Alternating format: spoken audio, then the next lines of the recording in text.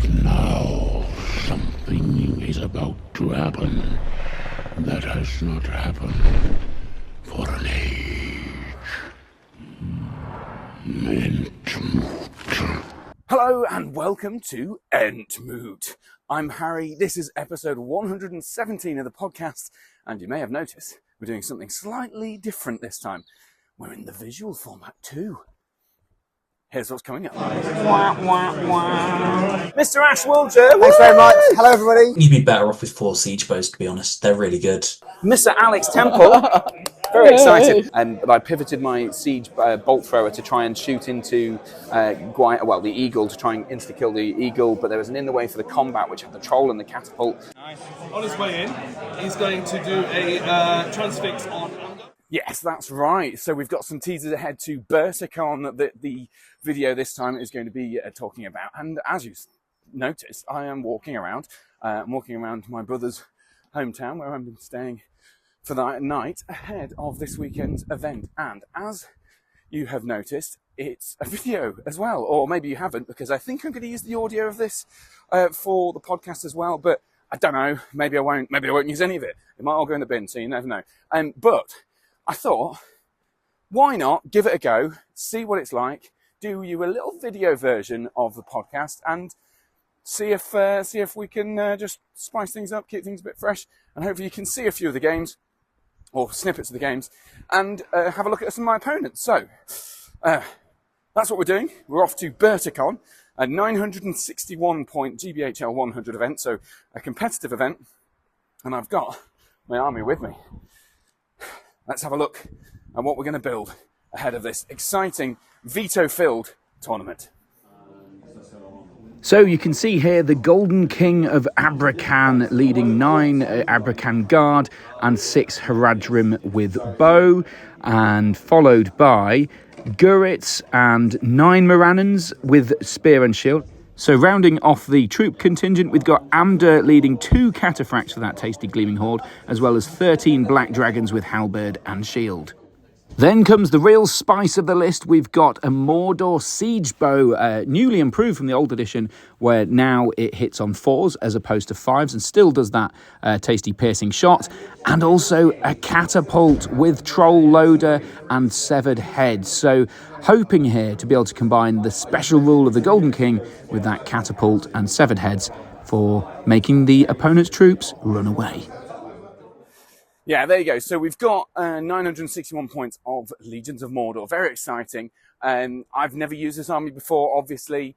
This is fresh to me. I've been building the Abrakan Guard and the, the Golden King for my Tale of Four Warlords thing, which is happening on this channel, the live streams every month or thereabouts, which has been super fun. And it's great to get the first sort of 200 points or thereabouts, or I think it's slightly more than that, of guys in action. So we'll see what happens. And as I just sort of probably alluded to by just showing you, I wanted to just try and mix together a few of the different factions that I've always wanted to try out. I wanted to try out the catapult. I wanted to try out the siege bow as well. And I just thought the combination with the Golden King and the severed heads is pretty fun. Maybe I'll be able to make a lot of stuff run away. I don't know. It'd be really cool if I could. And I think it's got enough models, although, of course, at least 6 of those models are, well, 7 including the troll, are probably not going to be involved in the main sort of gun line, or sort of fighting line, sorry. They'll be in the gun line alongside the 6 bowmen. So is it going to be enough to sort of do the deeds in combat? I don't know. I guess it'll depend on the scenarios. I've got a few cav there for doing some running and stuff, but I'm not 100% sure. But I wanted to try out Amber, of course.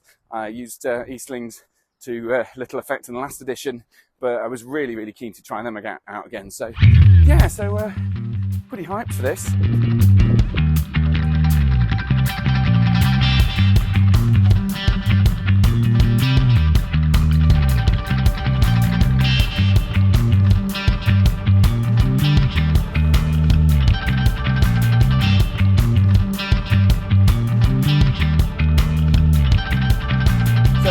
Got a few minutes to wait for the train. Might as well talk through some of the stuff that I'm not particularly excited about. I don't know. Obviously, they're all the big nasties in the sort of league at the moment, with the Crebain, the armies of the White Hand, the depths of Moria, and all that sort of stuff. But the rules of this tournament are they're slightly restrictive on monsters, so you can't have more than one monster. So if we are going to face monsters, it's going to be one, which shouldn't be the end of the world. But then I don't have anything massive to like take them down. I just kind of have to rely on the fact that my catapult or my siege bow might be able to do some damage. We've also got the fact that the Golden King is okay in combat, but very vulnerable to shooting, and also magic. Although he's got that 6 will, if he's spending his will on that, then he becomes a pretty useless stuff pretty quickly. So I guess I'm a little bit worried about like multiple casters. I wouldn't be surprised if we see armies with multiple casters at the tournament, because obviously at high points, usually you'd be considering throwing in big heroes and big monsters. Although there's a restriction in monsters potentially, meaning there are fewer monsters coming, I do think people are going to be expecting to play your Fornosts, your Heroes of the West or Men of the West. So I suspect people might also counterplay that with some magic. Who knows? We'll find out. But I don't know. I'm quietly confident in my line. I think the Morannons with the Easterlings and the Aberkan Guard are pretty good. Obviously, Defence 4 on the Aberkan Guard is a concern. But they're Fight 4. Everything's Fight 4. I've got the chance for Fight 5 if Amber's in the right place. I don't know. Maybe I'm overly optimistic.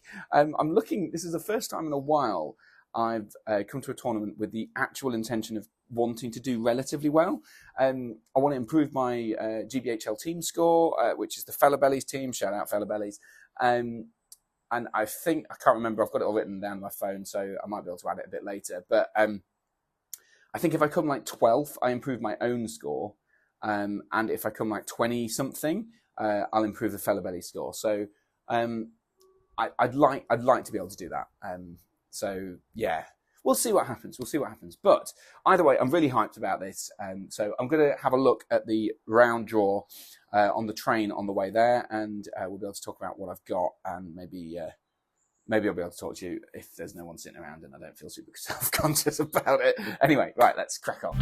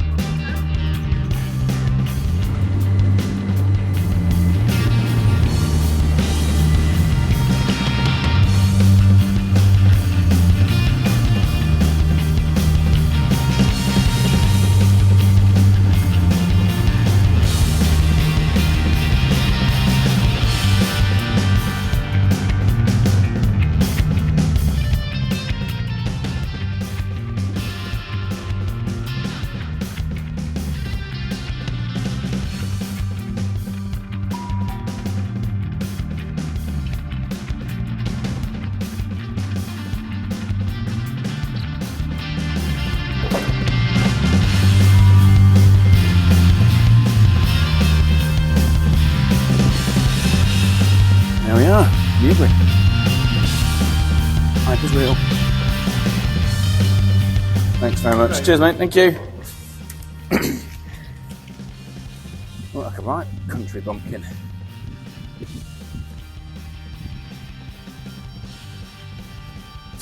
Tell you what, you people in the south with your trains, you don't have no up north. Either way, I made it through the barriers. Man gave me £13 and change, looked at me like I was crazy for having cash. But anyway, had a look on the train.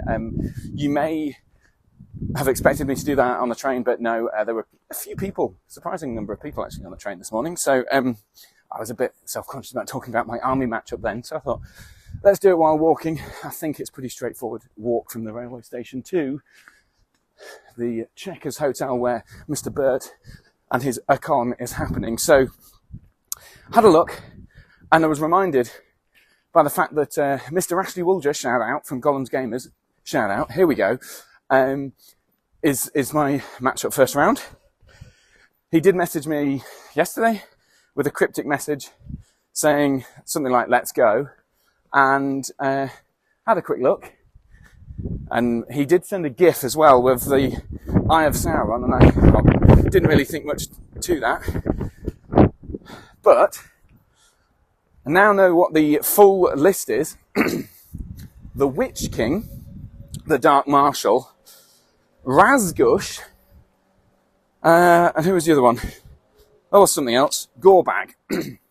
So a bit of an old edition throwback. This one is the Legions of the Great Eye. The Army of the Great Eye. The Army of the Great Eye. I've got the Legions of Mordor. So this is the one where you've got like a little token that moves around that represents the Eye of Sauron, which is pretty cool. And it's like a banner. I think it has some courage effects as well. But also, big concern. There's two casters. Dark Marshal's the one with the banner effect, so he's got a banner effect, and also the big eye that hovers around giving you banner effects. So he's going to have a lot of rerolls everywhere. I think it was around 50 models, a little bit more than 50 models. I think it was less than me. That's right, 48. I've got 49. So, yeah. You've got more models, I've got more models, but his will actually be fighting in the line. So I guess that makes a big difference. Now, I'll give more analysis in a second when I've checked the map. So I know where I'm going. Okay, I've had a look at the map. It's pretty straightforward. Lovely looking place. Look at this. Little old town in the background. That's very nice. Anyway, so double caster, Dark Marshal and the Witch King. The plus side, he's just got orcs. Lots of orcs, but he's got orcs. I think there's a couple of bats in there from Razgus's Warband, which is pretty cool, and a spider, Mirkwood spider. I don't know how I feel. I think it'll be very scenario dependent, because ideally I'd be able to utilise my severed heads against the orcs, which will be an absolutely devastating to him, because he doesn't appear to have any, unless I missed something, doesn't appear to have much in the way of courage bonuses. So he's got obviously 2 ring wraiths, which are good for standfasts, but I think the severed heads would play havoc if I've got a chance to shoot them. The unusual way this tournament is run, though, is it's got a veto system, which is odd.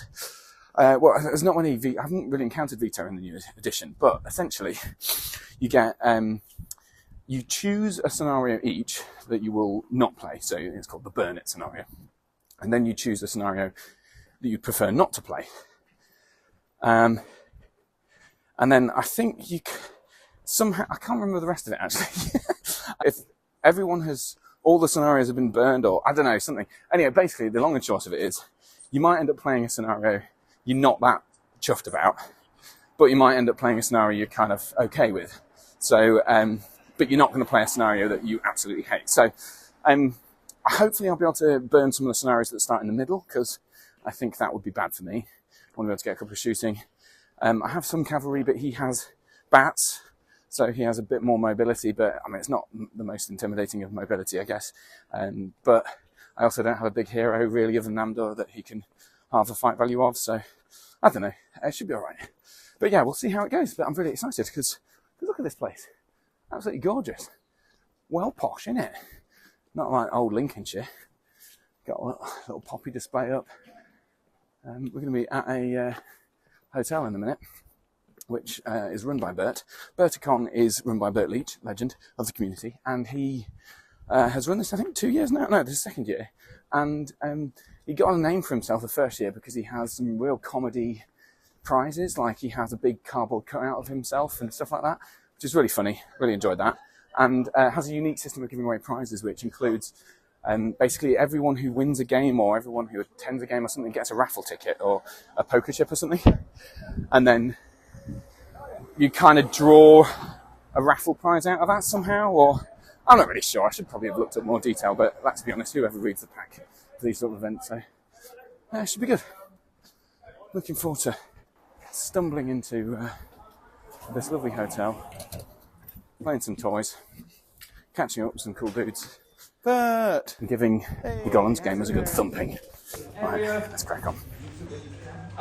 We will have a tea and coffee station from 10 o'clock once the hotel breakfast is finished. So if you just go that way into the main bar area, time allowing, do help yourselves, and Trey being very intimidating for us.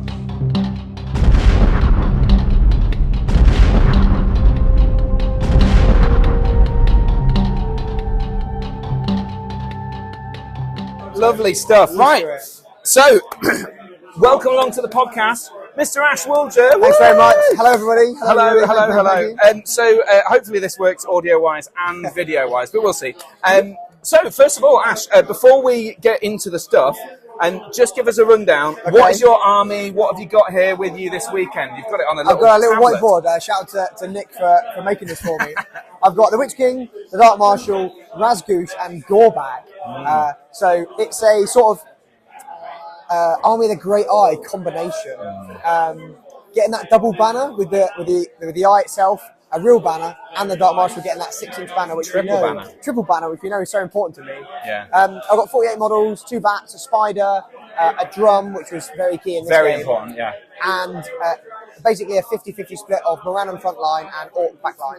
Yeah, it's really strong. So, yeah, was it 48 models? 48, so I had a slight advantage on the model count, but of course, I've got Haradrim warriors in there that are lower defence. I've also got the siege crew, which basically don't fight in the line. So really, you had a big advantage, unless I was managing to chop down much in the shooting phase. Now, the unusual veto system we have in play here means that basically we each choose a scenario that we burn, that we're definitely not going to play, and then we each choose a scenario which we're kind of half and half okay with playing. Yeah. And so you chose to veto the exact opposite of what I chose, which is reassuring for me, because I thought, I'm going to get this bit wrong. I don't know where I wrote them down. It's quite early on in the book. And I got rid of Contest of Champions because I thought... That would have been very bad. It would have been really bad, because I knew the contest... I just get magic to death with the double casters.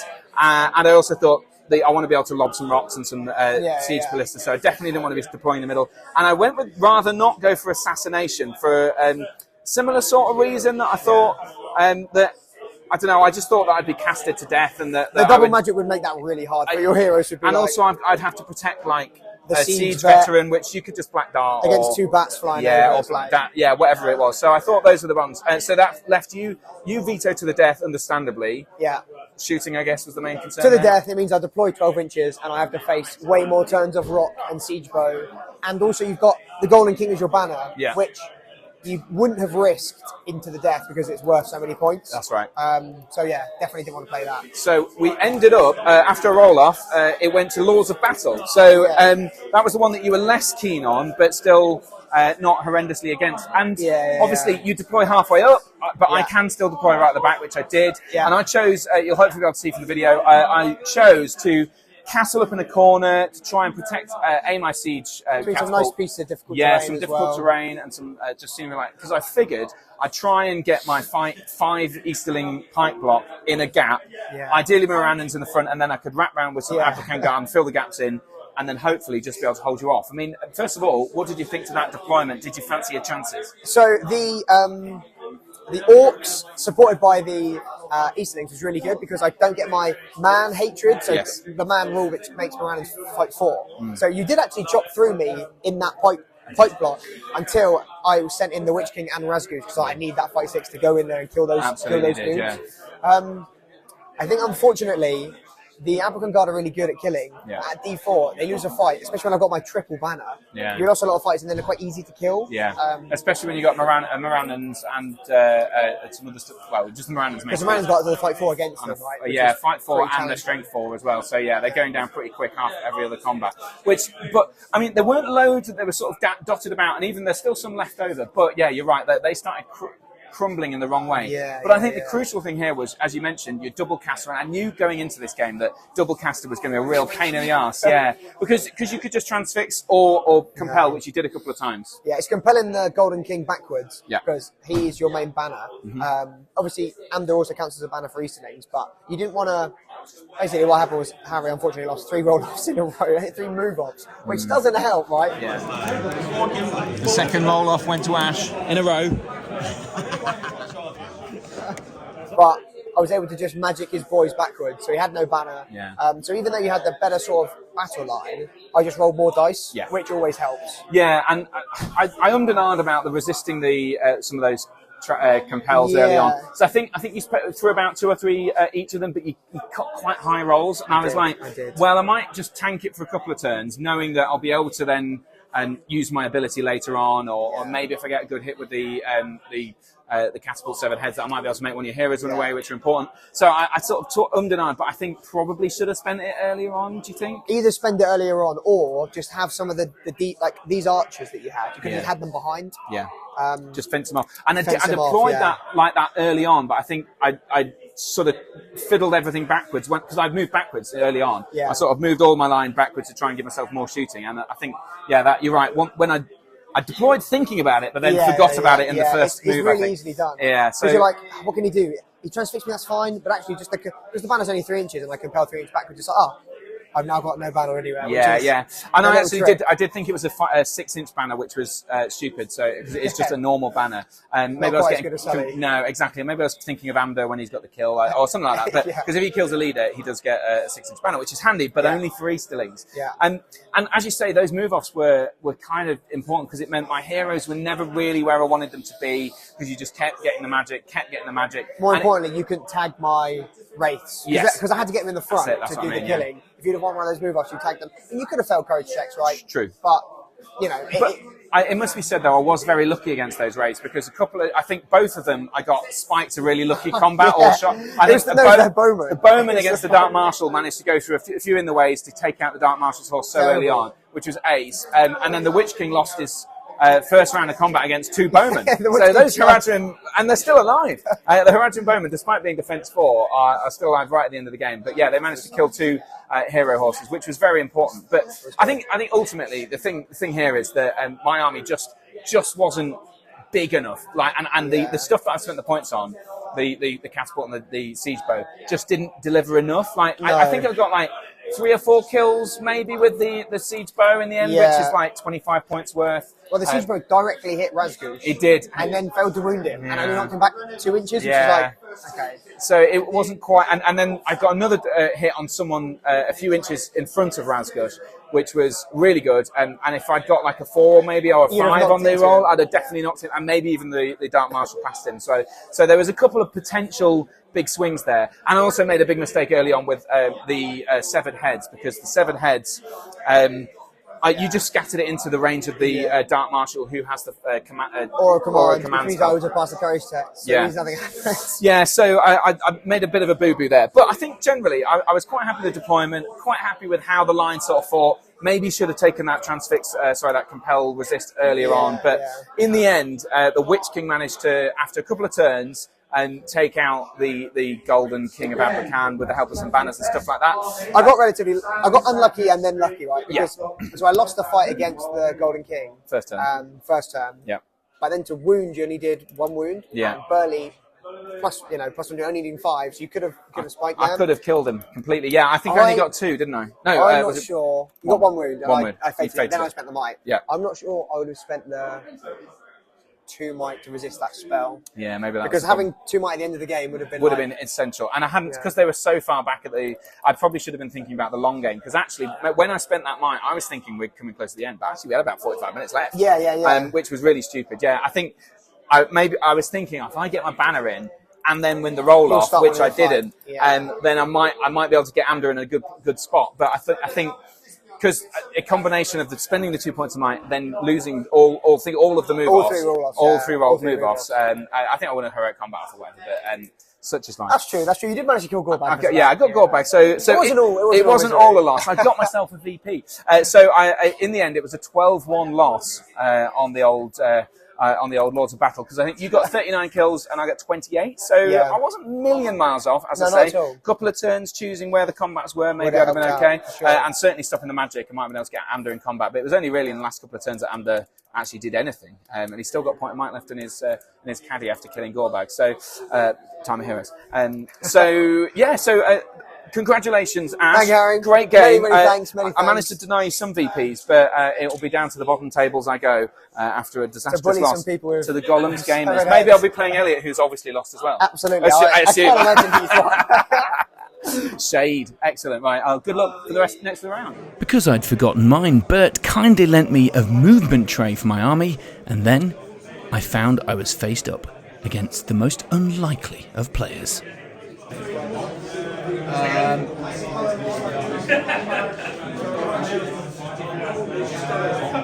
Game 2 here at Verticon. Very excited to be playing Mr. Alex Temple.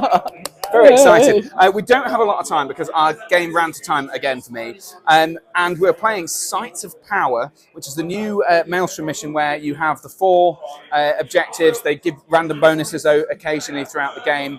And Alex, what have you brought to the tournament? I brought Muster of Isengard. It's 53 models total. Saruman, Grima, 2 captains, Vrasku from Legends, which I'm very excited about, first time in this edition. Nice. And then a whole bunch, nine other fucking guys with the 2 swords, sorry for swearing. Berserkers. And a bunch of other guys. We are very in a rush, so we'll keep this fairly swift. But first of all, Maelstrom, we spent a lot of resources. We delayed coming on. Forever, yeah. It took absolutely ages for us to get on And then the we board. changed up on our own sides of the board anyway. Yeah, so Oh my God, they're already here. how did I mean? These people are really, really wanting this table. Yeah.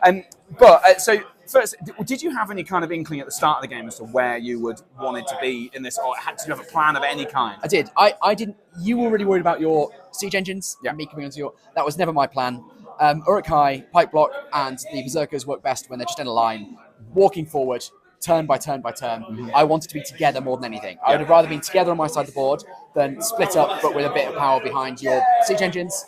But it didn't work out like that. You split me up, which was good, and then you tried to take advantage of it, but the dice had other plans. Yeah, I think eventually I got the Golden King over to one side of the board. I think it was the 4th turn after I rolled a 1 a few times, and I'd used Gurritz's special ability to drop it down from a 2 to a 1 early on in the game.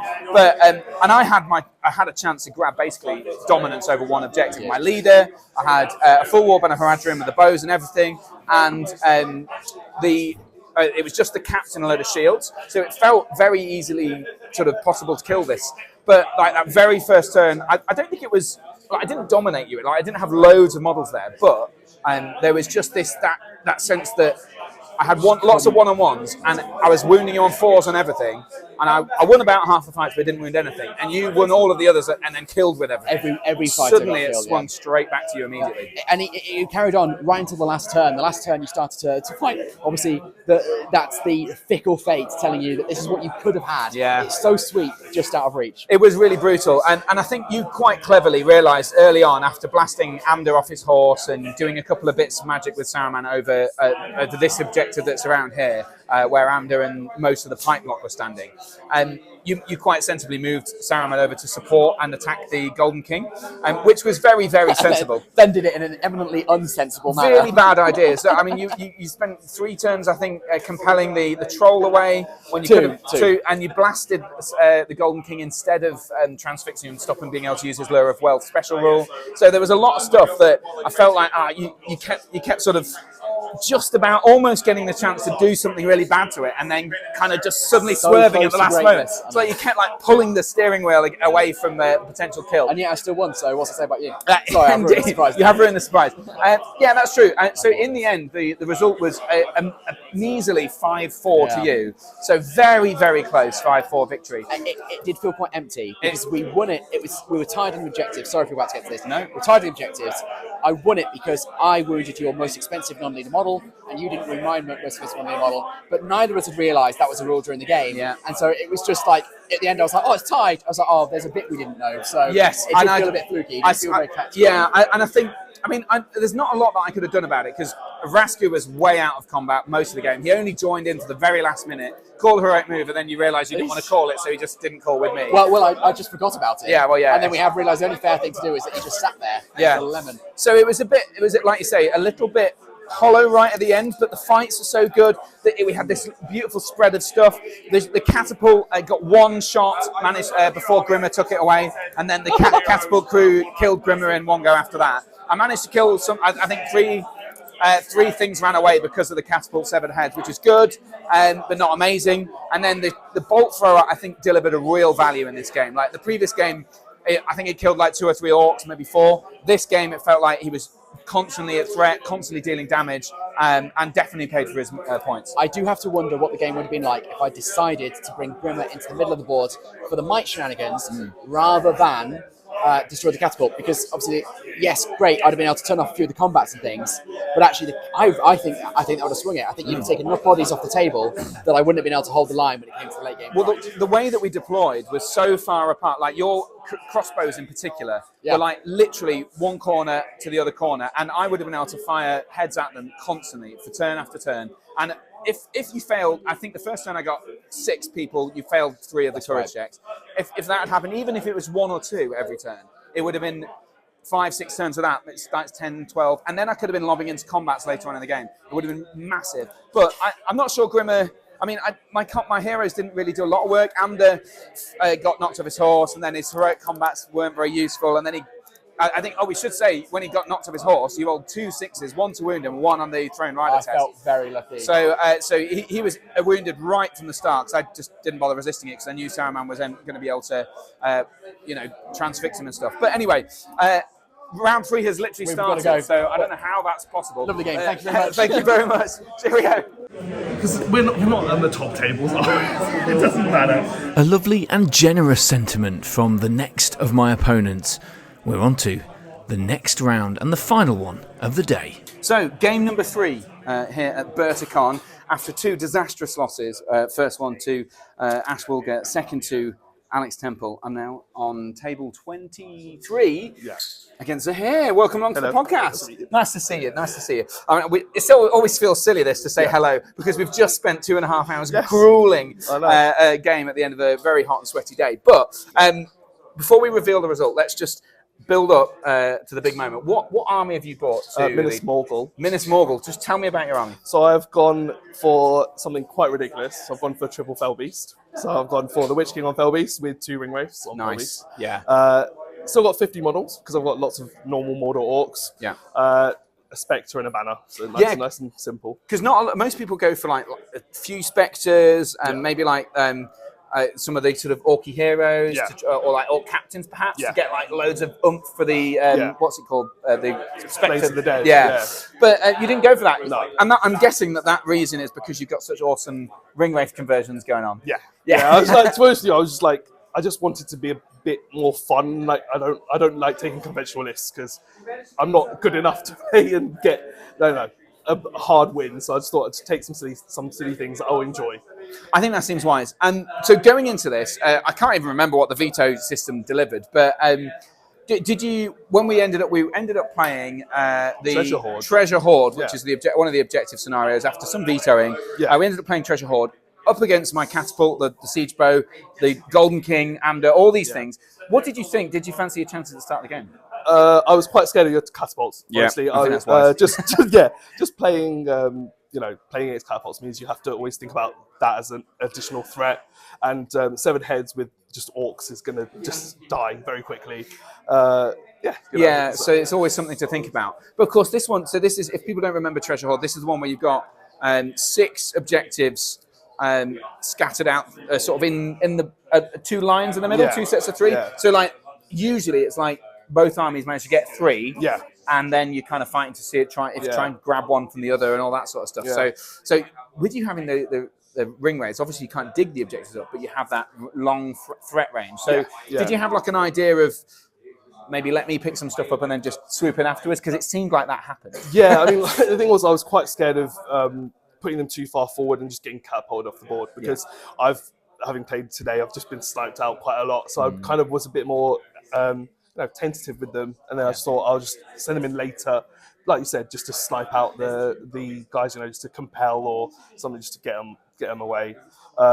But I was just terrified of a catapult. To be fair, and probably quite rightly, but I was conversely terrified of just the magical potential. I mean, I said going into this that casting is probably the one thing that I'm not very comfortable against. And I've faced 3 in one, 4 because of Cardiff as well.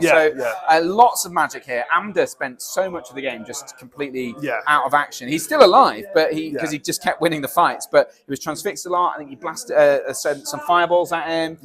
Did some damage. That you had a terrible turn of casting once where you were on like double 1 and everything, but it was still combined. It was still enough to sort of overwhelm Amder. Just that weight. Charge in. Nice. On his way in, he's going to do a transfix on Amder. Nice, I'm going to chop 2 will at it. Even though you've only got 10 will, with the ring wraiths. You just sort of use them to get what you need. That's it. Just 2 dice, and you've got like 4 potential spells, and maybe it's probably more like 3 and a couple of combats and stuff like that. But still, it was very powerful. And then, of course, you've got the monsters that got they're disgusting. Yeah, because I've got pike blocks, those Easterlings absolutely got destroyed. I think there was one turn where you called heroic combat with the Witch King and one of the ring wraiths, and I think it went from me having done like 10 kills from the shooting and stuff like that, and then some early wins with Amda and the Golden King, to then you just sort of catching up immediately to having like 10 kills on the tally from Witch King. I killed 8, didn't I, with the 2 ring wraiths just going, and I think I misplayed a bit by going into ambush, try and sort of, flash or get a flash kill. To be fair, he was immobilised at the time, so there's no downside to you. But if you could cleared out some more of the trash instead, maybe it would have been worth it. It was ridiculous. But having said that, the sort of the line fight, I think, was going my way. Because early on, I'd sort of sent the Golden King. He grabbed one of the first objectives because you've got this weird bubble deployment where you sort of have to stay within the 12 thing. So you're kind of more likely to get the middle one, and then the outer 2 you have to go into. So I sent out, and then everything kind of combined in the middle, in this ruin in the middle. And I think the line fights, I was killing stuff. I think you it only came up like halfway through the game as to what courage my guys were. We just didn't know. We didn't need to know. Because I think because you were out fighting me as well. Yeah. It was just like, you just get constantly out fighting you, constantly killing stuff. And I mean, I did eventually break and then almost course you, but not quite. But I think the problem was just those objectives. And you very carefully played that objective game. You got the objectives, took your time to do it. But the ring wraith got one eventually.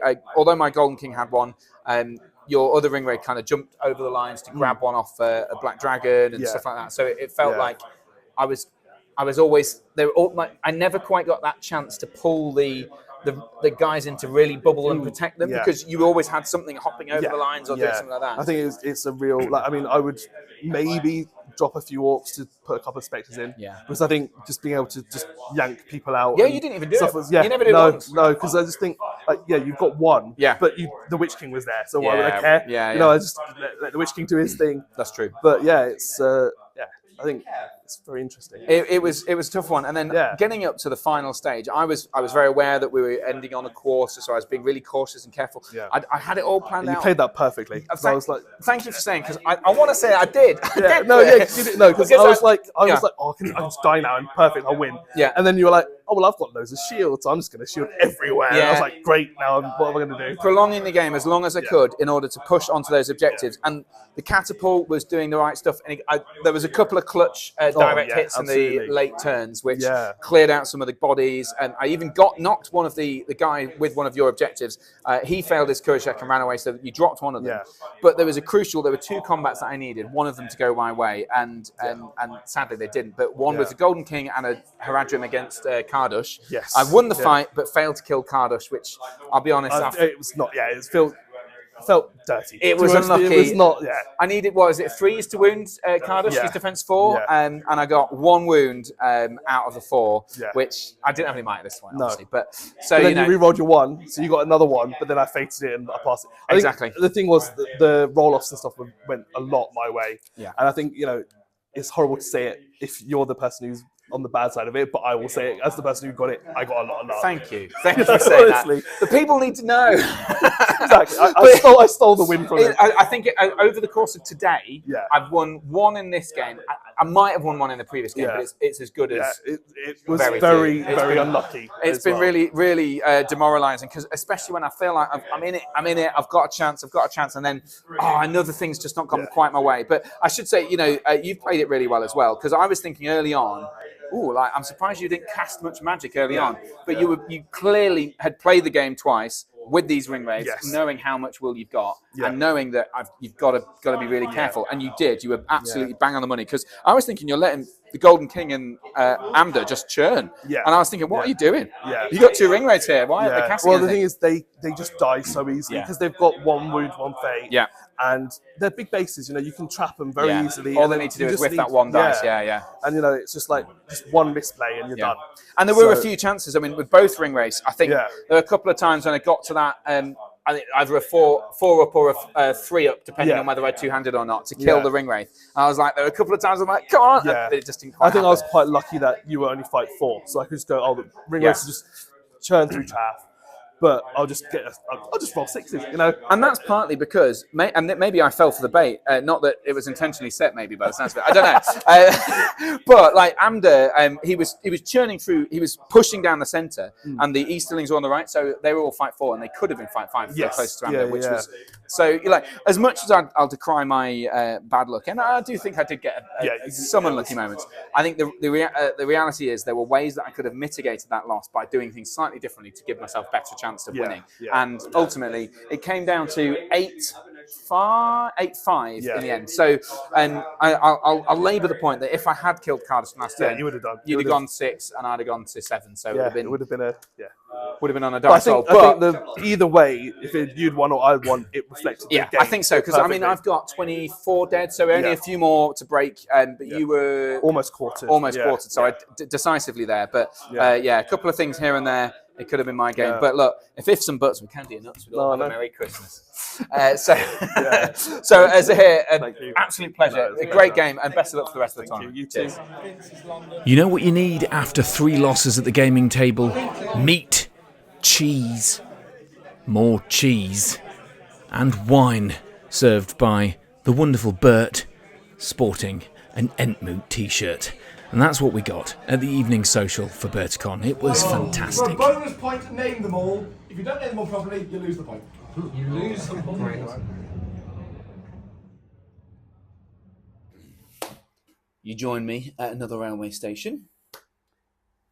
We've had the evening meal. Hopefully you've seen that. Hopefully I've edited it expertly so you can see that. But wanted to just do a little bit of a rundown of the day.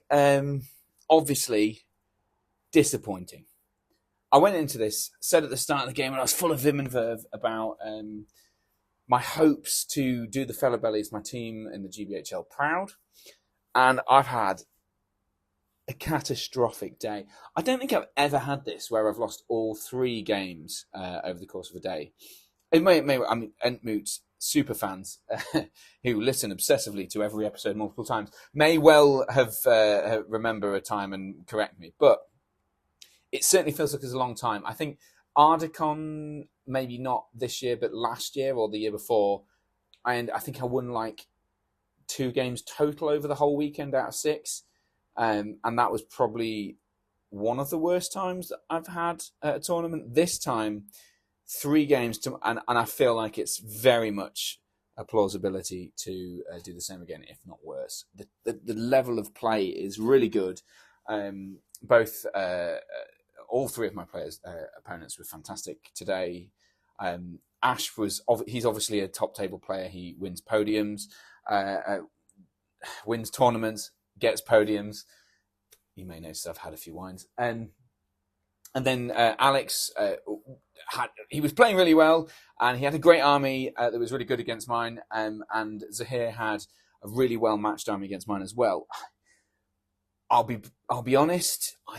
I think on a different day, I might have had it.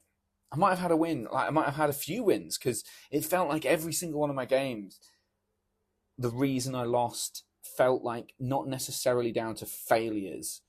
It was more down to, I hate saying it, there must have been something I could do, but it does feel like I got unlucky today. Maybe I did.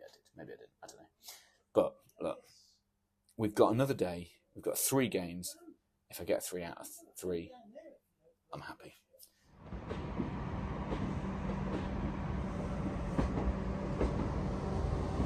And so it was to bed, in high hopes of a match-up against the Grand Army of the South the next day. Had a few wines, very good value wine as well, actually, and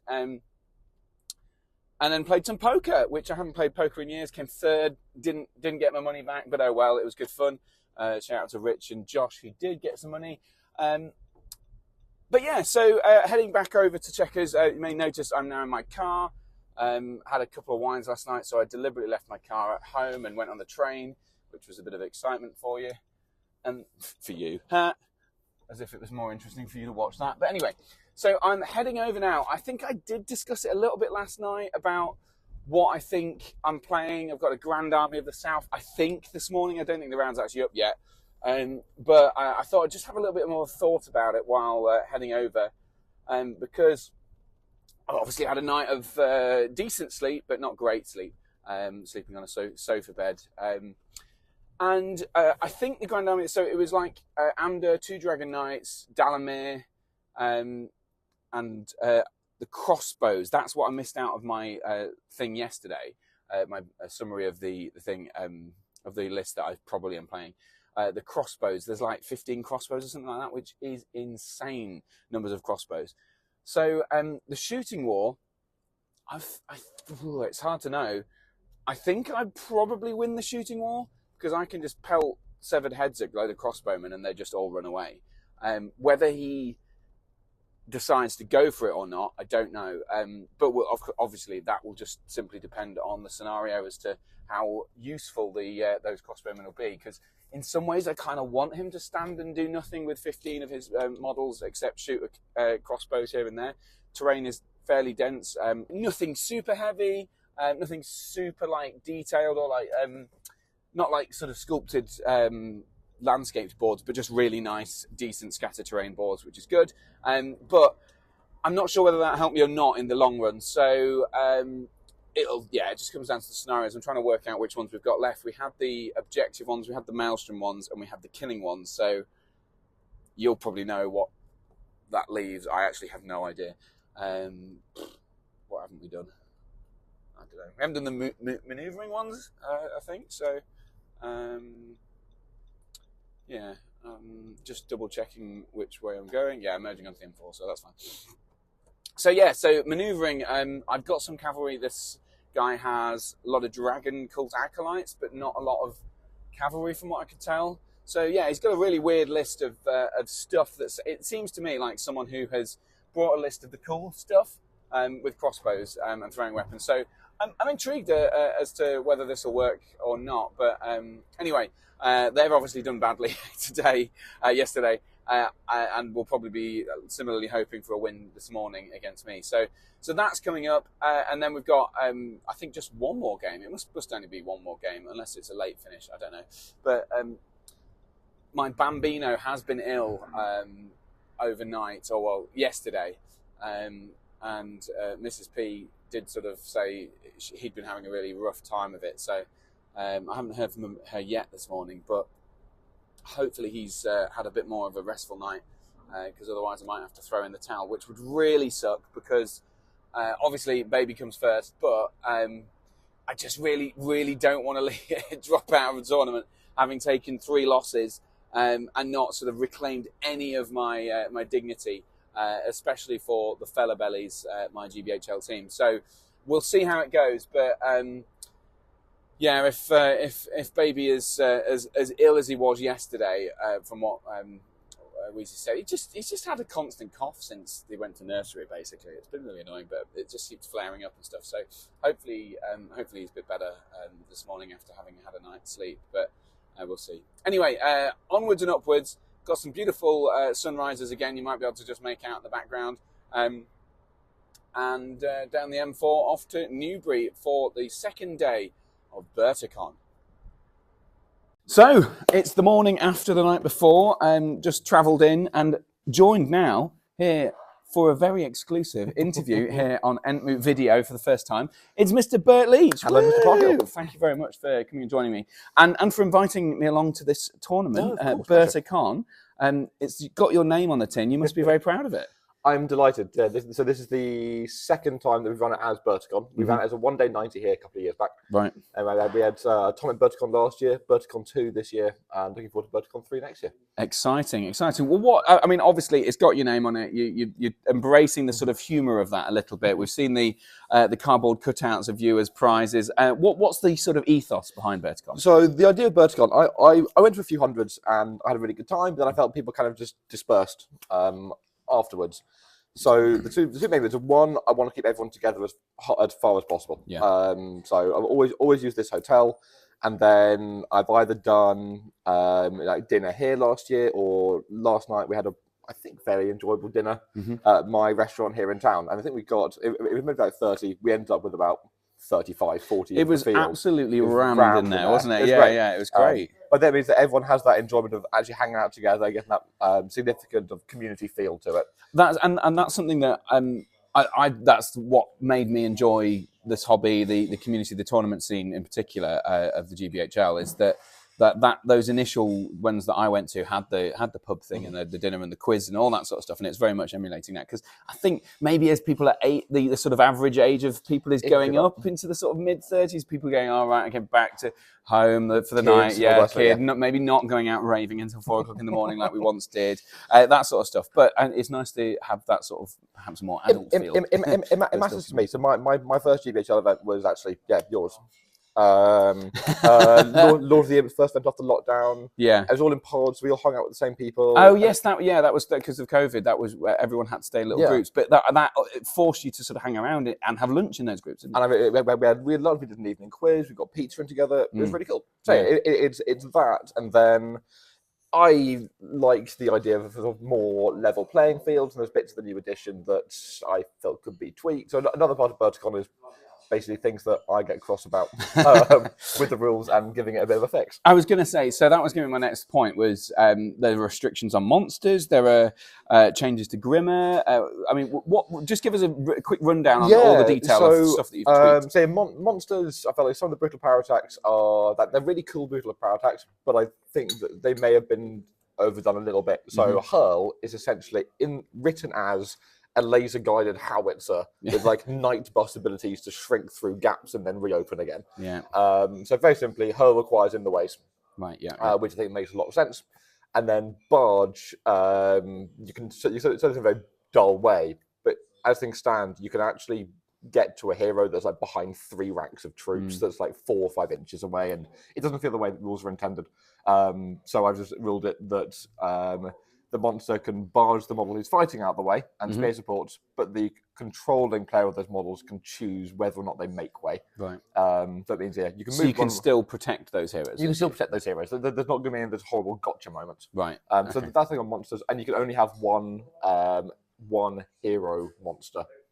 Yeah, although there is an exception in the pack, which I'm going to have a bone consent. It says in the pack, but ring wraiths are fine, because ring wraiths on Felby, so monstrous cavalry. Yes. I ended up playing 3 of them yesterday in one game. I apologise. So I mean, to be fair, he wasn't barging or hurling very much, but it was still devastating. It was a bit much, especially with the forecasters. But anyway, go on. So then, following Harry's podcast about Army of the White Hand, I ruled that the lightning counts as being cast on a natural 6. Yeah, so you can have a chance. So of you resisting. can try and resist it. You can use resources, but it could save troops. So there's some interplay there. It's not like nerfing it. This is just some interplay. And then I just took a bit of a dump on Grimmer. Yeah, I mean, it is weird that he can move through stuff. So I ruled that he can't move through stuff, and then if he is deployed with the enemy, then he counts as dominant 0. Right. So you can't, and if it's like moving heroes off the board, you can't score VPs for that.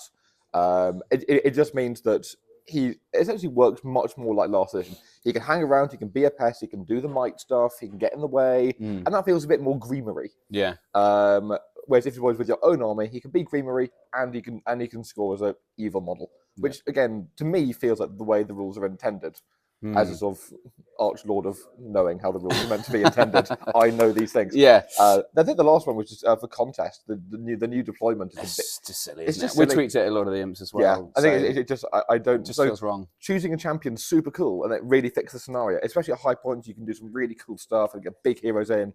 But then you can just roll like dross for deployment, and it can just ruin your and you can just have your whole army just completely ganked by, your leader warband ganked by their whole army. Yeah. So the idea is just it's not absolutely busted like silly game altering tweaks, but it's just enough to try and remove some feel bad moments.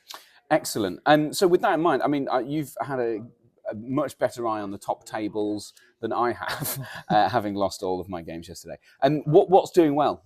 So we've, in an incredible twist of fate, we are seeing Mr. David Farmer on top table, absolutely shocking. With his Master of Isengard, which that's something new because I don't know whether he's won it before, but he's done Army of White Hand and stuff, but not Muster. Is that right? Not Master. I think it's anyway. turning into a bit of a go-to at high points. I think Saruman's very, very, very strong. Green mode with more heroes around gets very effective. Yeah. Especially without my rules. And then, the actual battle line. Now that Berserkers are 5/5, there's so many lists that it just shredded its way through. Yeah. So even Elven battle lines, you're rolling about 2 Berserker dice, 2 Pike dice, and maybe a banner as well. Yeah. So even against just an Elf shield, an Elf spear, and a banner, you're still going to win that fight, and you're going to kill in every single fight that you win. Yeah. So it can just mow its way through. I think round 1 he played Minas Tirith. Well, and it was like a knife through butter. There's no counter. Well, that's it. And there's we encountered it yesterday against Alex. There's the hatred men as well in there. So Absolutely you can savage. be wounding on, really, 3s, really, 4s, I think he was fighting me on 3s on the Abercan Guard, which was brutal. But yeah, so that's interesting. Dave Farmer, and he's up against in top round Kyle Bate. And then Kyle's one of these guys who has an incredible history here at Berticon related events. The 90, he actually won it and won Best Painted. Last year, he won Best Painted again, and I think he only dropped 1 game. And here he is on top table again. Kyle's a fantastic burger, and he's on Men of the West, which is also very, very, very popular. Interesting. We do have, so even with the monster nuterations, we do have a lot of Gwaihirs floating around, and Elisar is just he's so good. Just an absolute beast of a model. He's so hard to pin down. Yeah. So hard to pin down. Interesting. So those are the things at the top tables, but we're going into my 4th game, and I'm hoping for a win. And I was looking at the standings on Longshanks last night, and I thought I might be up against the Grand Army of the South, which had I think it had an Amdo and 2 Dragon Knights, but no, we've just done the draw, and that's not right. Can you reveal exclusively what I'm up against? Harry's up against a Men of the West with a Gwaihir. Oh, yes. Great. There's one lovely lad here who's brought an absolutely stunning Spider Queen's Brood. Yeah. It's beautifully, beautifully painted. And he's managed to play Men of the West all 3 games so far. No. It is one of those lists that now that Elisar's resistant to magic, he's fighting 7, he's fighting 8 for a turn. Yeah. He's ridiculously hard to get off his horse. He's just good in every conceivable way. And at these points, obviously, you're going to get quite a lot of heroes. So you're getting your Aragorn, Gwaihir, Leggy and Gimli, maybe, yes, or some other permutation of that. AMR's kicking about. Aragorn, Gandalf. I've seen a Gandalf in the shadow, Pippin as well. He's kicking about. Again, Gandalf with the hero horse and all the extra resources, monstrous to actually get off his horse. Yeah. And at these levels, if you've got these heroes like Gandalf, strength 5, Elisar's wounding on 4s, they can just cut a bloody swathe through battle lines, and there's very little that you can do about it. Interesting. So one final thing, we don't know the scenario yet, but you might know the pools. Did you roll for it last night? I have some recollection that we did roll a dice for pools. Does someone actually remember? At some point very, very late into last night. So we ended up rolling a dice on our poker table. And I think we rolled for pool 5 manoeuvring. That is one of the ones. That is one of the ones left. So that's we've had a nod from. We are going to play pool 5. Excellent. So manoeuvring. So I've got to outmaneuver an eagle and an army with 3 marks. You've got a drum, haven't you? No. Oh dear. I only have 2 cavalries. So, we'll see how it goes. Well, but either way, it's been a cracking event so far. Really looking forward to this next game, even if I'm not fancying my chances greatly. Donald, he's a new player in Longshanks, so I've got that going for me. Maybe. Donald is new, so he ended up messaging on Facebook to get involved, and then 2 days later ends up in my restaurant, having no idea that it was actually mine. Oh right, so he lovely local lad, just wants to get involved. His army looks beautiful. Oh well, there's a slowly growing scene of MESBG here in Newbury. Good to see. Fantastic. Well, Bert, thank you very much, and I hope you enjoy the rest of your event.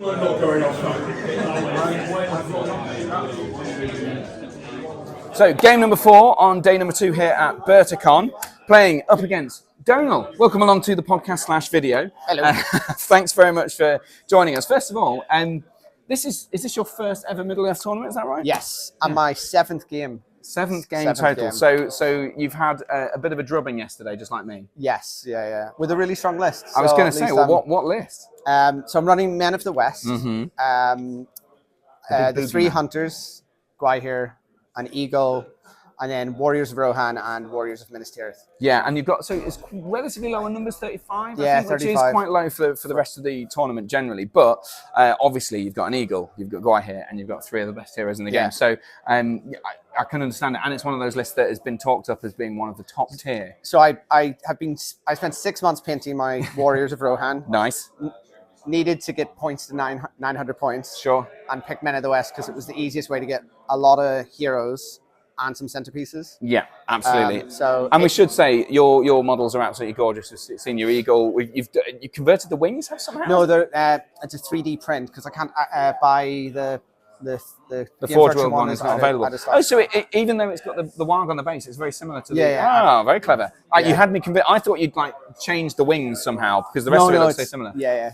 Well, either way, it's a lovely model and well painted as well. And Thank you. so going into this, we've got Veto. The manoeuvring scenarios. Yes. What did you think going into it? What sort of stuff? What did you veto? Can you remember? So I vetoed Recon. Recon. Mainly because I've only played 6 games, Right. and I kind of figured you're more likely to have played Recon probably more than I've had total games. Right. So let's just ban that, and then picked like arbitrarily between the other ones 3. that you sort of knew a bit better. Yeah, Right, yeah. okay. Or you might know less. Right. Okay. Sure. Fair enough. That's the logic against everybody. Okay. Fair enough. I chose to burn, divide, and conquer. Yeah. I can't remember the reasons for that now. Oh yes, it's because of your dominance. So I thought dominant 2 within range of the heroes would be really bad for me in an objective one where we have to stay in the middle. And also it would bring everything to the middle as well, which I think favours your list generally more than it maybe favours mine. So because you've got your bubble effects like the Frodo bonus, stuff like that. But then your sieges will put me off doing that. Yes, so I'm not actually sure if that's... there's an element of it.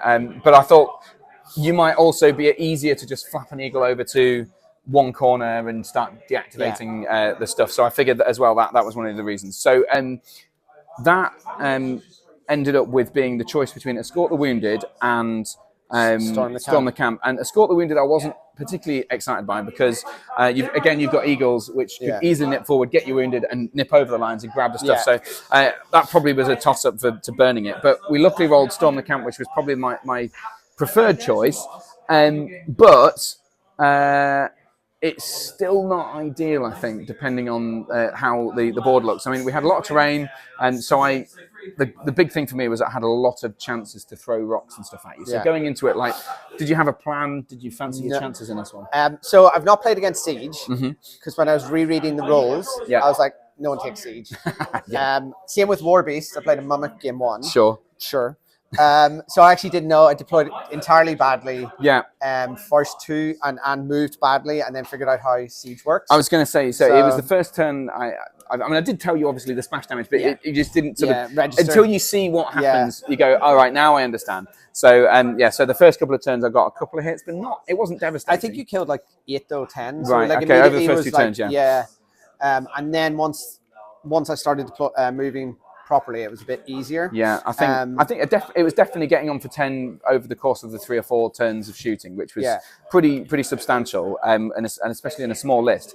But the table setup, I think the way there was a lot of kind of to and fro of you being a bit cautious to charge, and then me being like literally pulling back to try and get more shooting and stuff. So I think if anything, I think you were perhaps a little too cautious. So I think because I deployed badly and kept on getting marked prone, my force started to like disintegrate. So, it started separating down a thin line, didn't it? I ended up like being cautious to try to keep everyone together. Yeah, makes sense. Whereas if I had deployed slightly better, had less prone, I could have moved up and kept on marching round the flank. I just didn't want to meet you head on because then I rely on the Eagles then to get across, and a lucky shot would pop them. So that makes sense. Didn't want to go into the center because also you've so many more numbers that you would just trap me. There was an element of that, and although I've only got a slight number advantage when you take into account the fact that I've got 7 models back on the siege, and it still was probably a 10 model-ish or just over. But I think I would have been more comfortable with you. I think if you had gone in Aragorn, Legolas, Gimli straight in with Guayhair and the Eagles straight in and just front line against mine, I would be toast pretty quick. But there was a list. I think you kind of gave me maybe a chance because I could block you off or try to hold you off from getting into my camp via the left-hand side of the board.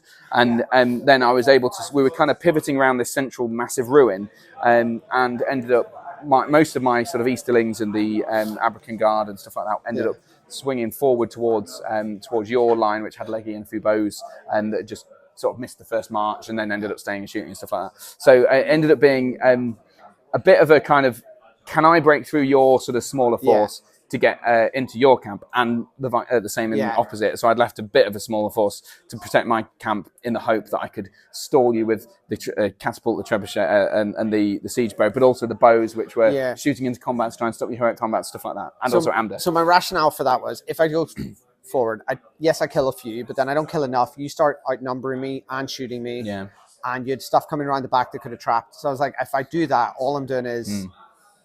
Like all I'm doing is killing for time. Yep. You keep on shooting, and then you eventually get some cavalry around the corner. Yeah. So I was like, if I go round the side, try to hold off for as long as possible, and then kill your siege, then you at least lose, I think, threats to Gwaihir and my heroes. So it was kind of the rationale. Yeah, and also you had to commit quite a lot to get into the into my Storm the Camp because I'm always going to have the 3 siege crew off each thing plus a troll, so that's 9 models total just sitting in the camp protecting. So that was fair enough. Whereas you didn't leave anything to protect other than a line of flimsy Rohan warriors. Which die so quickly. They do die quickly, but I think it just took so long for me to get there, and I was so cautious. Like I was making sure I was moving to sort of skirt around the Minas Tirith contingent largely. That actually I just didn't leave myself enough time to really well and truly. And then I had Gimli coming behind. Yeah, exactly. So that force was always going to try to make you at least be a bit more cautious. Yeah. Because you don't want to. Yeah, that was the rationale. I rationale. didn't want to get because there was these 2 ruins with a little like a dwarven statue thing, and you ended up sandwiching between 2 sort of relatively small forces, but enough to know that you're going to hold me up for a few turns. Yeah, I mean, if they were Minas Tirith and they would have held you up. Thing. Absolutely. But the issue with I'm here because I like the painting. Yeah. And the Rohan warriors are much nicer. They're lovely models. So, so that's why I'll take the loss if that happens, which it often does. So. Well, indeed, we both found ourselves on basically the bottom table. But having said that, it came down to time again. All of my games have run to time, and the very final turn there was some really quite intense, exciting stuff that could have gone either way. So Gwaihir and an eagle had jumped into the base. Aragorn was in the camp as well, but I pivoted my siege bolt thrower to try and shoot into the eagle to try and insta-kill the eagle, but there was an in the way for the combat which had the troll and the catapult crew in there against Gwaihir, so it was like, oh, could I hit myself? But I ended up hitting Gwaihir, but of course he didn't knock him out, didn't kill him, he just took a fate point, which is fine, and so it meant that you had 10 dominance in the camp, and I had I think you killed 2, 9. So 9 minus 7. 2, so it ended up being 7. So you got my camp, and you had heroes in there, and dominance. Which in the new rules you need to have. You get extra points for having more than one model in the camp. Basically, you get a point for each of them. And then at the other end of the table, the Golden King was just being held up. So I was aiming to get my banner into the and a hero into the camp, but he just got Gimli charged into the back of him, and he just got wedged between. I think I probably made a mistake a few turns earlier by trying to funnel myself through a gap, and I wanted to be like a big wedge driving through the line, but actually I should have just driven a bit into that line and then sent way more around the even if you had one more model, it would have been a draw. So I got lucky there, I think, in that decision. Yes. But that was the one. So swing factor. The very last thing was, and it was just a mistake. It was a stupid mistake, and it's my fault. So you were very kind and said afterwards, "Oh, you could have easily moved that guy there," but I knew about. If I didn't know about the rule, I may have been like, "Oh yeah, go on, then let me have it." But which is why I picked this scenario. Yeah, exactly. Because you were about the same as I was. But the thing was, I had enough models to put 5 in the camp, and I didn't. I chose to try and break you. So I threw some extra models into trap stuff, all this sort of thing. And in the end, I was one off breaking you. And I didn't, so I didn't break you, which was, I think it was a 50-50 as whether I broke you. There was like 6 combats and I needed to kill 3 or something like that. So it was only a half and half, I'd say. But I didn't put enough models in the camp, which meant you captured my camp with a full 5 models because of dominance, and I captured yours with just 4. But that's 1 less victory point, which meant in total it was a 12-11 victory to you, which means a complete and utter disastrous tournament for me. So well done. I mean, it was a cracking game. It was really tense. There was loads of movement, shenanigans. And I think, considering you're new to the game and stuff, like first win. Yeah, first win ever at a tournament. So I'm happy to provide that, Daniel. But either way, yeah, it was, you played it really well. Other than the siege stuff, which is just you've learned now. Yes. Next time you come against siege rifles, you know what to do. So I think I'm on track for my 2-4 ambitions. Hey, look, you'll get it. I think you'll get it. No expectations. It's a strong list. So well done, and thanks very much for talking to me. Best of luck for the rest of the tournament. Cheers. Thank you, Harry. Thank you.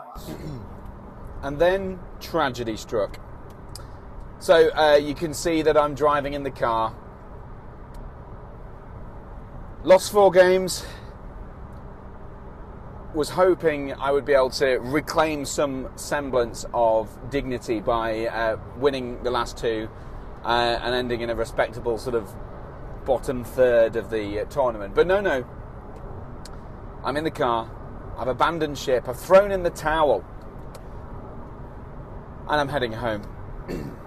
But I hasten to add, it is not because of that. I'm not a quitter. I'm not one to leave a tournament before the end of the tournament because I can't place, or because I'm having a miserable time losing constantly. Because actually I don't care about that usually. And although I did go into this one saying I did want to do well, I wanted 3 wins and a draw, and I'm not going to get that. That's not the reason. The reason is because last night Mrs. P was saying that Archie had a horrendous day yesterday. He'd been a bit ill on Thursday and then was a little bit more ill on Friday. And Friday night she said he was a bit temperamental and woke up a bit in the night.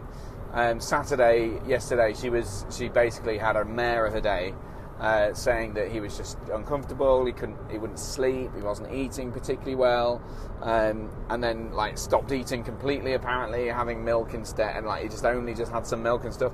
So he's had a right mare of a day yesterday. And overnight, she said he kept waking up crying, upset, but then immediately falling asleep. So we thought he was teething, but maybe he's got some other sort of bug as well, again, because he's been at nursery and just seems to not be ill at the moment, which sucks because he's so little that you do worry from when he's coughing lots. So she said this morning, look, I'd appreciate some support this afternoon. So I finished off the first game knowing by the time I'd started pretty much that I was coming home, because ultimately I don't want to leave her with a stressful bedtime routine, in particular afternoons. He tends to be more cranky in the afternoons anyway because he's a bit tired, but frankly if he's already been a nightmare and she's had a full 36 hours without any support, then it's time to tap in, I think. So that's what I'm doing. Which, look, I want to be. I'm trying to be super transparent and open and honest about this, because there'll be people out there with kids who think who are probably the same as me, who are equally torn in this sort of circumstance, where on the one hand you think, oh man, I really want to stay and finish this event. I paid money for it. Not that the money's a massive deal, frankly. I spent that a long time ago. It's supporting a big event that I'm happy with. It's the time and the planning and the kind of build-up of the excitement of it. Knowing that you're going to spend a weekend playing Toy Soldiers, hanging out with some friends, going out for dinner and having a nice drinks and all this sort of stuff, and just trying it. It takes time. You paint some models and you build an army, you have a plan and an idea, and you have hopes and dreams and expectations of how the weekend's going to go, and then it all comes tumbling down because of something, life gets in the way, and maybe I'm the only person in the world who is torn by these things. Maybe other parents are like, straight in, oh God, yeah, no, absolutely, I'm going to come home, support you and all that. But I do find it difficult. So it is a shame. I am sad that I have to leave. But ultimately I have to. And I know, when you have a baby, you have a kid, and you have a wife, you got to sometimes be a little bit more selfless. And as much as it pains me to come home, I have to, and I'm going to. There's not much choice. And I must say, it's easier this time than it has been before. Maybe I'm maturing. Maybe I'm just coming to terms with the fact that my time is less my time than it once was. Or maybe some other reason. I don't know. But I'm sort of okay with it. Maybe it's because I've had 4 losses and I've got nothing on the line. If I'd had like 3 wins yesterday, and then a win, and then nothing today, and I was still gunning for that thing, maybe I'd be really gutted because, I know I wasn't going to help the fella. I know it could have helped the fella bellies, but now I know I'm not going to help the fella bellies. My team, as I said at the start, I really wanted 3 wins and a draw out of this tournament to try and help the team score, and that's obviously not happening. So I guess there's less of a downside this time. But either way, I'm still gutted because I really don't like abandoning events before the end. I've chastised folk before for dropping out of events. Obviously, if you're not having fun, I can sort of understand it. But when I am having fun, which I have had fun, it's all the more galling. Because I have had such a great time. Like, yes, I've lost 4 games, but the losing hasn't mattered because they've all been very close games. And down to that last one where one model moving or one model dying would have given me either a draw or a win. So if I'd have killed one more Rohan warrior, then I would have got a win. Or if I'd have moved one model 6 inches into a different position, I'd have got a draw. Or if I'd have done both, I'd have got an even more decisive win. But such is life. Every single player I've played against has been brilliant. Ash, at the start of the tournament, top table player. Really generous, wonderful game we had against him, and although the scoreline was 12-1, I think it was, the kill tally was a bit closer than that, and I think a heroic move here or there, roll off might have gone my way, so I'll take that. A game against Alex, he kept saying, oh, I feel really bad about winning that one, but I didn't think he did anything bad. Like, I think there were a couple of things that went badly for me, but that's just the case, the way of things, and I certainly didn't hold it against him. And Zahir's game, he had a really, really tough matchup for me, the quadruple caster, and I feel like that was always going to be a tricky game to win. But again, Zahir was such a lovely fella. I'd had the pleasure to bump into him before, but never had a game against him, so that was really nice. And just finishing off with Donal now, like, there's literally nothing to complain about. He was a new time player. He was really he was learning stuff. We had a good laugh. There were we had a bit of bants, which bottom table bants is always good. And he squeaked to win. I think largely due to my mistakes. So I can't hold it against him that I made some mistakes not moving some models when I just checked the rules before that. So my own fault. But I really shouldn't be too bothered. I think the one thing I should say, I think my army wasn't bad. And I know that, you will laugh your head off thinking, what on earth are you talking about? You've just lost 4 games in a row. Obviously it's a bad army. And I'm inclined to sort of agree with you. But, and hear me out on this, you're wrong. Because it's a really good army. It worked really well. The only thing I would admit to is if I could swap out the Abrakan Guard for probably something along the lines of, a similar Haradrim Raiders, for example, with bows or something like that. Then you can have a load of bows, extra bows, which would be handy, and also they could have the war spears as well. So you've got loads of cav, which would have helped in the moving scenarios, and they'd have hit similarly on the charge. And that's kind of it. And so, but I wanted to use the Abercan Guard because the Abercan Guard look cool. They're part of the Tale of Four Warlords. So that's just it. And I don't think they were bad. I mean, I got a bit unlucky in the game against Alex, but other than that, they performed quite well. They killed a lot of stuff. They died quite quickly, but every game there were still a few kicking them out at the end of the game. So that was that. And maybe I needed to play quicker. Maybe spent a lot of time vetoing and faffing around at the start of most of the games, to be fair.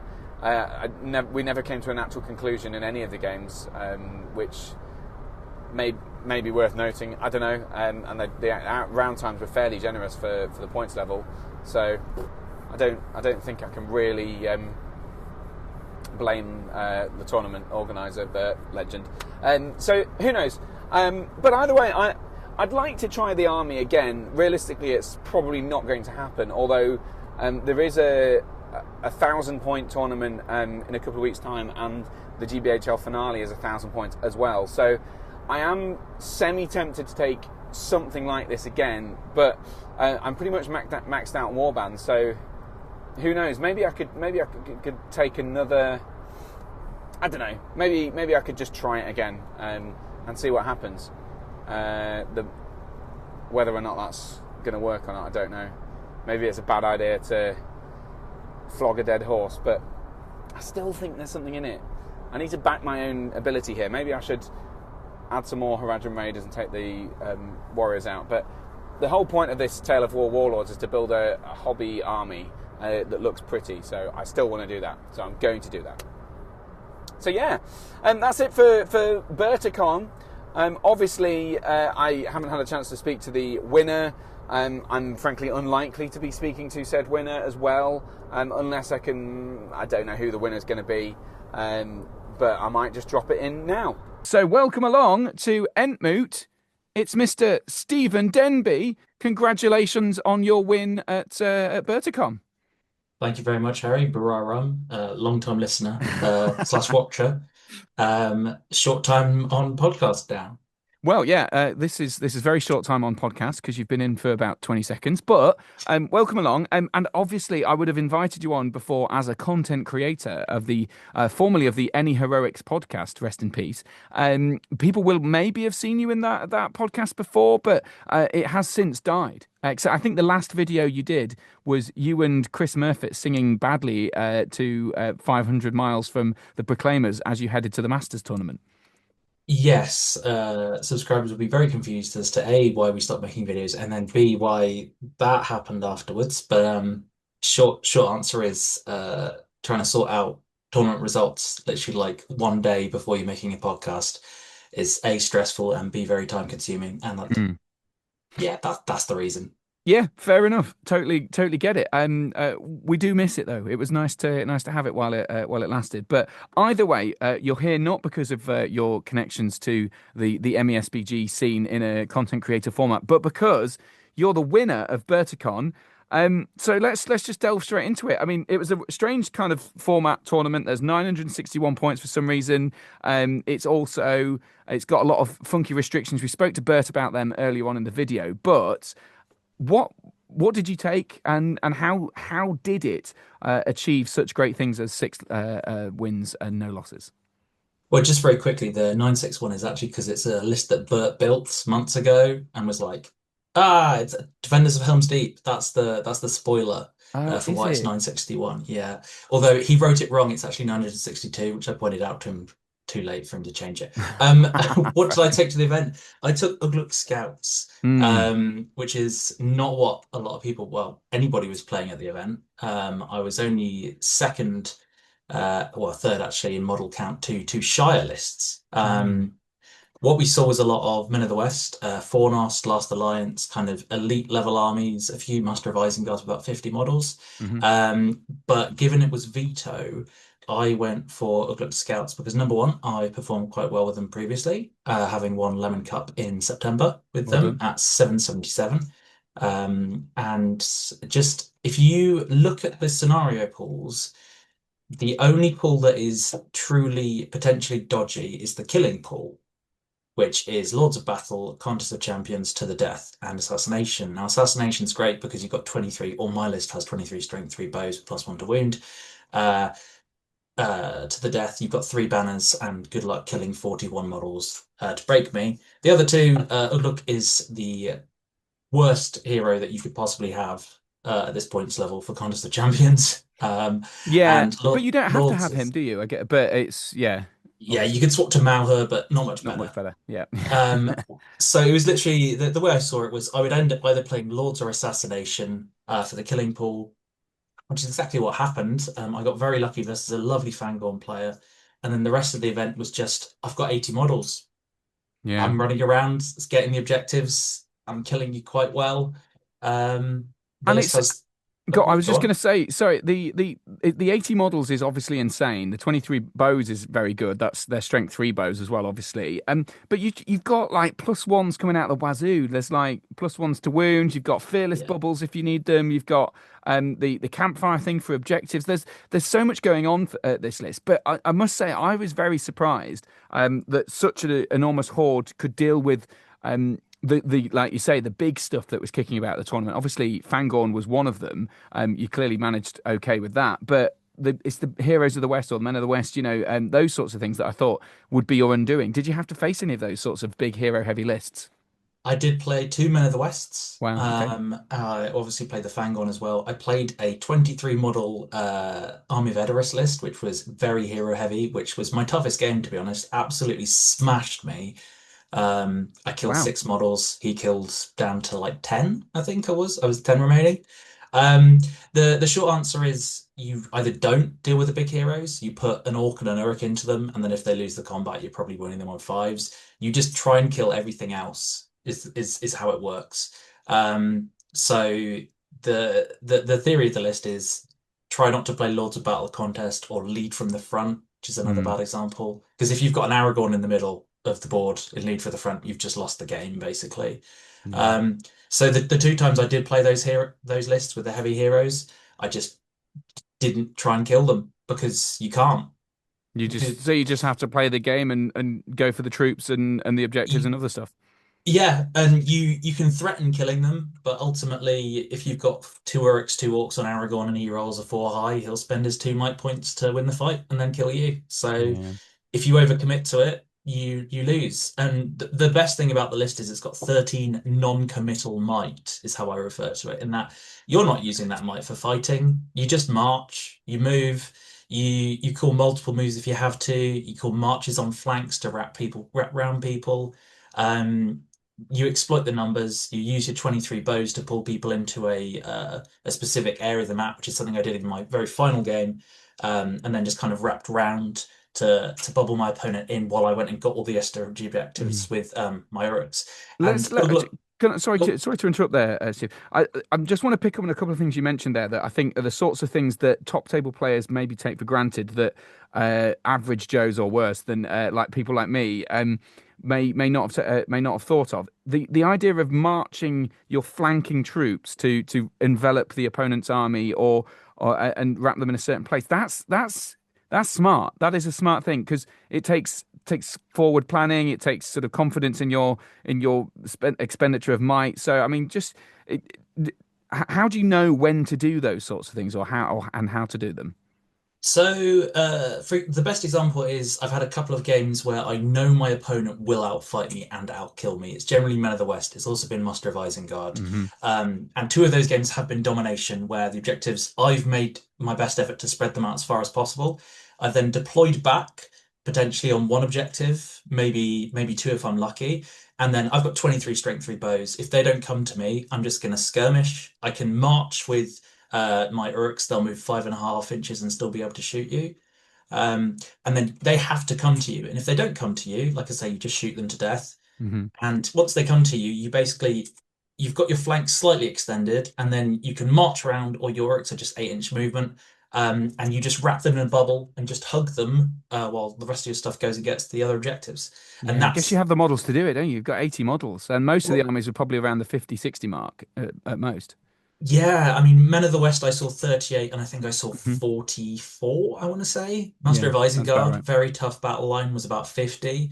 But again, if they kill 10 models in the first round of combat, you've got more where that came from. You're fine. You keep your heroes at the back.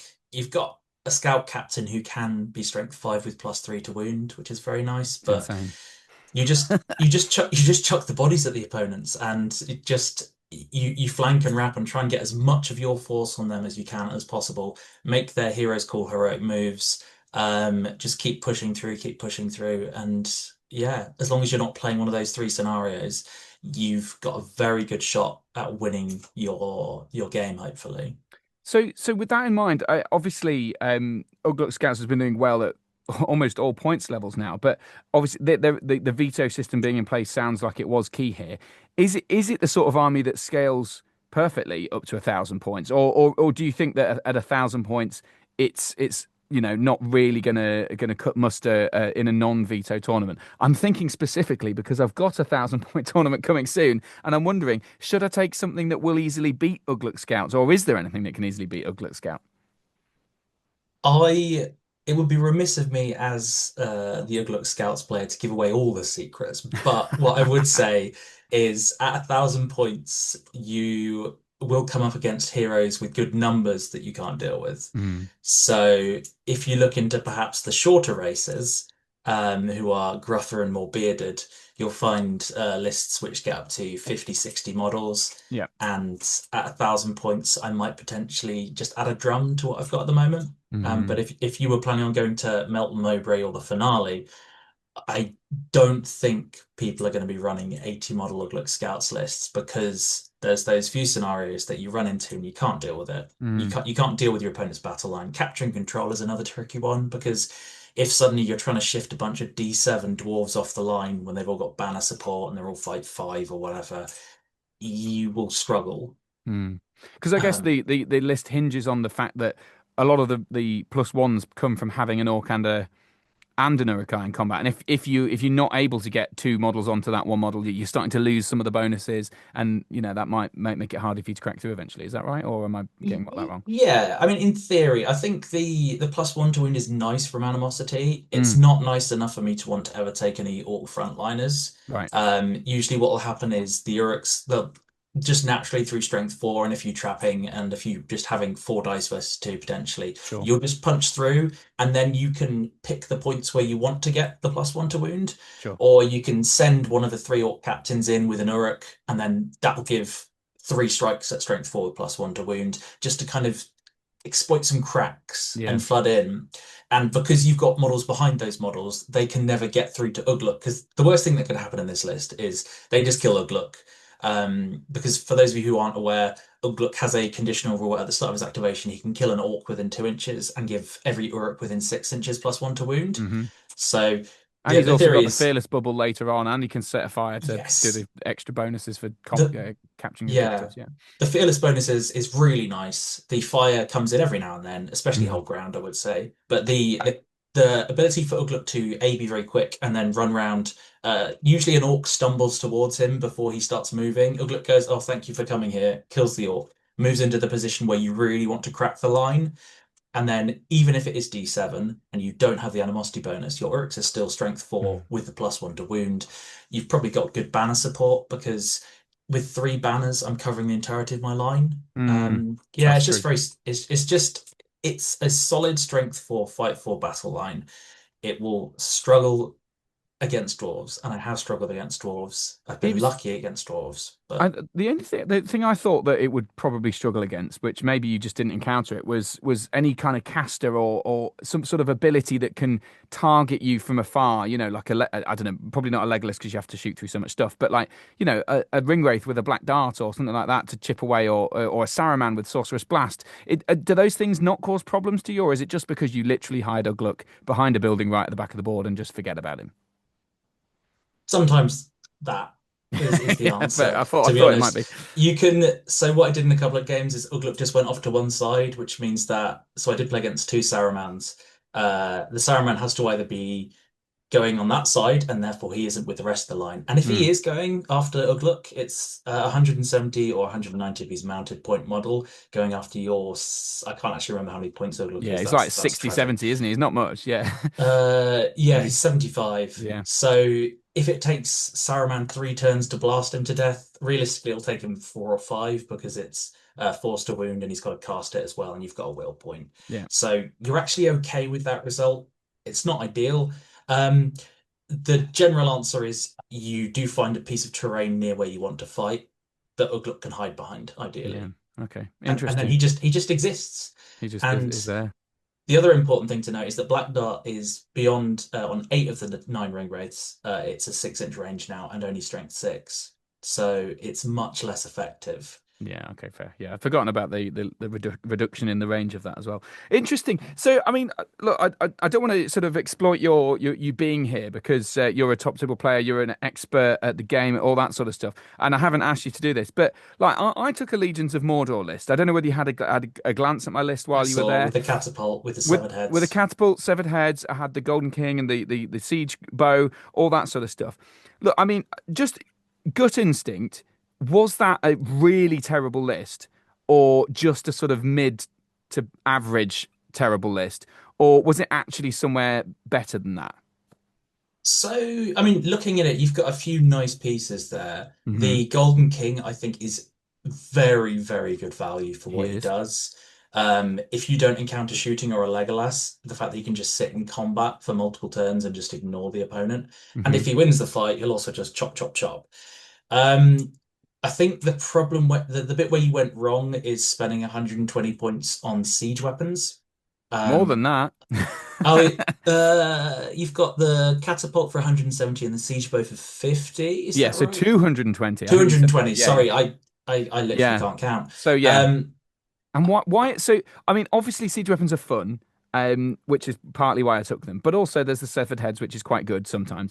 But is that the problem? The sometimes that they're good sometimes, but they're not reliable enough. And like you say, I'm spending 220 points, which is a quarter of my army. I think you'd be better off with 4 siege bows, to be honest. They're really good. Interesting, but especially that's not what I expected you to say there. Because I understand that you're trying to get maximum value from the catapult, but ultimately, any player worth their salt knows you just essentially put models in little triangles that are 2 inches away from each other, or slightly more than 2 inches. I can't remember what the splash radius is, and you just run at them. And then when you get to combat, you're not war catapulting your own lines when you've got black dragons. I think just looking. You can do severed heads into your own lines, unless they have a fearless thing. Bubble. You can. I think that's one of the other problems is the list that you might see, the Men of the West, the Fornos, the Last Alliances. They've either got very good courage or fearless or reroll ones, things like that.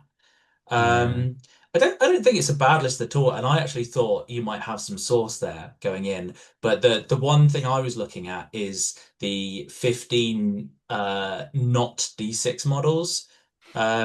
That's the Abrakan Guard and the Haradrim Bowman. Yeah, I love the Abrakan Merchant Guard profile. I think it's a very cool idea. It's also it fits with the Golden King theme. They're very choppy, but you presumably were you putting the Moran Orcs behind them? Was that the intention? No, it was actually a front rank of Moranans backed up by Black Dragons, and then with flanking Abrakan Guard mostly. Okay. Occasionally they did find their way at the front, and they did generally die, but that was not the intent. Because I knew going into it, I don't want to be shot at or just fight strength 4 stuff and die. But inevitably that did happen, of course. Yeah, like I said, I think it's a solid list. Amber's very good. I still think Guritz is very good. Yeah, he's worse, but he's still pretty good for his points, I think. Yeah, absolutely, and he can get to fight 5 against men, which is nice. You see a lot of men at higher points, so no, I don't think there's anything massively wrong with the list beyond it's the player piloting it. No, not at all. You're a top table player at times. I saw you on the streak. I've had streaks in the past. I've never quite had a losing streak like this one, but I went into it knowing that casters might be a problem because it sort of neuters the Golden King's ability, and I did face quite a lot of casters, so I'll get my excuses out there straight away, and there, that's kind of it. But either way, I just wanted to ask because I wondered whether it was just me, whether the list was just bad or whatever. But I know the weakness is being defense 4 I think you hit the money on the nail on the head there. If I didn't have that weakness, then maybe I'd be okay. Maybe I'd be a bit better anyway. But who knows? Who knows? On a different day. Well, either way, sorry to sidetrack things by asking you for advice on my list, because this was meant to be about you being a top table player and doing really well. And I gather this is not, as you said, it's not your first GBHL 100 event win. Does this put you in sort of potential second place position for the league, or is that still yet to be decided? Because I'm pretty sure Dave Farmer has got a lock on the top spot, but there's definitely to and froing there in the sort of spaces fighting for second. Yeah, so Jakob Krokmal, obviously SPG legend, and he's been on the podcast as well. He's made the insane decision to do a different list at every event, which I fully respect massively, but it also means that I know what he's not going to be taking to his last two events. If I win or podium at Stirling, I take second, and it's then the onus is on him to catch up over me. We'll have some very similar scores. We'll both have he's got 300s, I've got 200s, but then I've got my middle scores are on average better. So if I do get a podium at Stirling, which is in a couple of weeks, I will jump over him, and if he doesn't answer back, then second place is mine. Interesting, because there's only what 300 or 400 pointers left in the league. There's the cheese event at Melton Mowbray. Shout out to Jack Darlington for running that one, which is just like a week before the finale, which is up in Newcastle. Tickets still available for the cheese event as well. Yeah, there's still tickets available because the finale is sold out. Although I suspect that there'll be enough dropouts for people to squeeze in there. But if you want to do 1,000 points of all the toys, Jack's the place to play the next few weeks. But yeah, super exciting for you, Steve. It's a pleasure to have you on the podcast. Thank you so much for coming and talking to me about this. And well done again on the win at Berticon. Terrific work. Thank you very much. Pleasure to be here. If you just saw me sort of pause briefly, then I either couldn't be asked or couldn't arrange to interview the winner. So, but if you did, they were awesome, weren't they? Whew, fantastic. Well done to them. Well done to winning Berticon. And also a big shout out to Berticon, to Bert Leach and other helpers at the event. The food was really good on the Saturday night at the kind of tapasy place. Lots of cheese. Not used to eating lots of cheese, but it was good. It was all quality food, but lots of cheese. And the hotel was pretty good. Day one we didn't get enough lunch, but they soon rectified that. And day two, the lunch was pretty good. I had it in the car on the way here. Some sandwiches and like a little pie thing, which is pretty sweet. So yeah, all in all, a wonderful spread. And that's kind of it. So I hope you've enjoyed the video format. It's been fun to do. It does take a little bit more effort, and maybe the footage that I gather during games isn't substantial enough. I'm always conscious of that I kind of get so absorbed in the game and then I forget to get some extra footage. So hopefully the format where I'm speaking to the opponent and float some of the shots over the top, so you can sort of hear the general, you can see the general kind of progression of things work a little bit. But I realise it's not the same as me just filming the whole thing. But frankly, if I film the whole thing, I've got to edit the whole thing, and there's no way I'm going to do that, and I certainly don't have the capacity to do it at the moment because family first. So that's it from me. I really, really appreciate all of your support, especially at times when I'm not producing as much content as I am. I wanted to put something on the YouTube channel, which is why I've done this. I've got the Tale of 4 Warlords, which is easier to do when not going to events as much, so that's good, and it's easier to slot in around family life. So hopefully you'll be there for the next live stream. It should be on the second weekend of November. I can't remember exactly what date it is, but hopefully you're around for that. I'll be joined by Alex from Battle Camper, Jack from Melton in Middle-earth, and JMac's Armies of Middle-earth, JMac, for another episode of that, as we talk through our 600-point armies that we're building. So that's exciting, and until next time, it's been an absolute pleasure. Thanks for listening / watching. Boo-ra-rum. Bye! I can't do that, sorry. Boo-ra-rum.